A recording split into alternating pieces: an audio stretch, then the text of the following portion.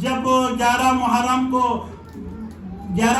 کو بعد زوال وہاں سے اہل حرم کو کوفے کی طرف اسیر کر کے لا رہے تھے تو انہوں نے سوچا اہل بیت کے لیے ہم کوئی اور مسائل کو بڑھانے کے لیے سوچنے کے بعد انہوں نے اتفاق کیا ہم اہل بیت کو اس راہ سے لے چلے جہاں پہ گنج شہیدان ہے. بس عزیزو حضرت زینب علیہ سلام اللہ علیہا اس راہ سے گزرے جہاں پہ گنج شہیدان میں اس بائی کا جنازہ بھی تھا, اس بائی کا لاشا بھی پڑی ہوئی تھی جو پامال ہو چکے تھے.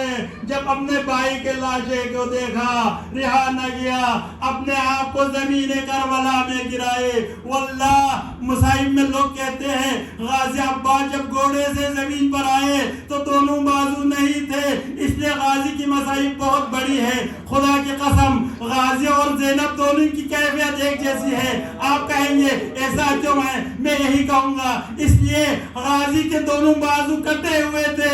زینب جب زخیم کو اوپر سے نیچے بائی کے ناشیات بھر پر گر رہی تھی تو اس وقت زینب کے دونوں ہاتھ پس گردن باندھے ہوئے تھے.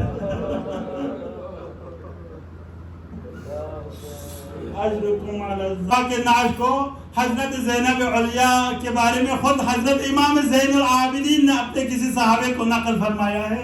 کربلا کے واقعات بیان کرتے ہوئے اسی لحظات کے بارے میں بتاتے ہیں کہ ہم جب وہاں پہ گرے اپنے آپ کو زمین کربلا میں گرائے, میں نے اپنے بھائی کے لاش کو اپنے بابا کے ناشاطار کو دیکھا, مجھ سے رہا نہ کیا, میرے روح قبض ہو رہا تھا.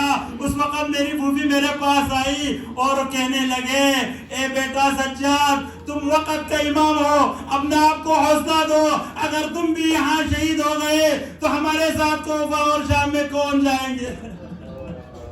واللہ حضرت زینب علیہ نے خود اب مدینے کی طرف منہ کر کے کہا وا محمدا وا محمدا ھذا حسین مرمل بالدماء مقطوع.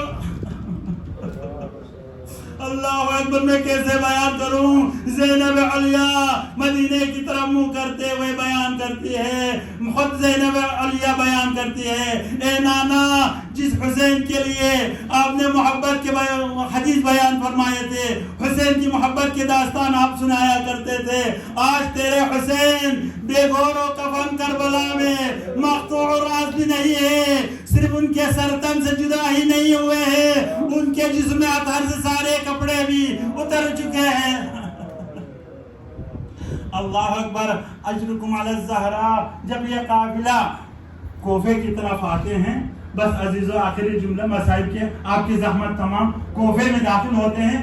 کوفے میں 11 محرم کی شام کو مغرب سے پہلے پہنچتے ہیں, لیکن کوفے کے شہر میں داخل نہیں کرتے. کہتے ہیں امیر نے شہر کی تیاری کر لیں.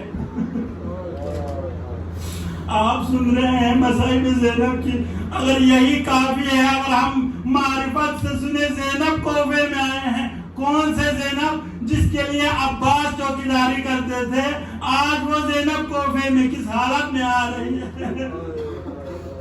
بے کجا اونٹوں پر سوار ہے.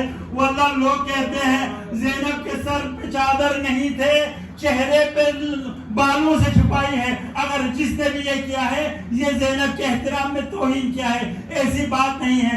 زینب کے سر پر یقیناً چادر ہے, زینب کے چہرے بھی چھپے ہوئے ہیں. بس اتنا سا ہے کہ زینب کے اوپر والی جو چادر ہوتے ہیں جسے ابا کہتے ہیں, دشمنوں نے ان کو زینے سے اٹھایا ہے. میں اور آپ عراق میں عرب کی سرزمین پر ہے, ہمیں پتہ ہے ان کی عورتیں کتنے پردے کرتے, کم از کم 7 کپڑے وہ اوپر پہن کے باہر نکلتے ہیں. لیکن یہ زینب کے اوپر ظلم ہے کہ وہ کوئی یہ کہے کہ زینب کھلے بازار میں آیا ہے. خدا کی قسم میں کہتا ہوں,